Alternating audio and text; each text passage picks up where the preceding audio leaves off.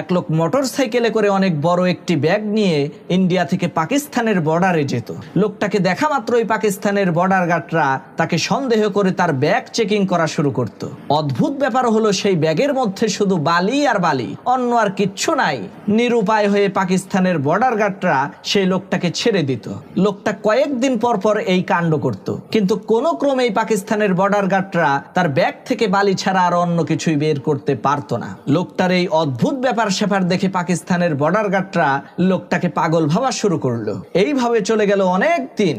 একদিন একজন border guard পাকিস্তানের মধ্যে ঘুরে বেড়াচ্ছে, এমন সময় ওই লোকটাকে অনেক দামি একটি গাড়ির মধ্যে বসে থাকতে দেখে জিজ্ঞেস করলো, ভাই আপনাকে তো দেখে আমরা পাগল ভেবেছিলাম, শুধু বালি নিয়ে ভারত থেকে পাকিস্তানে আসেন, কিন্তু আপনি এত ধনী হইলেন কেমনে, এত টাকা পয়সার মালিক হইলেন কিভাবে, সেটা তো বুঝতে পারলাম না। তখন সেই লোকটা ওই বর্ডার গার্ডকে বলল, স্যার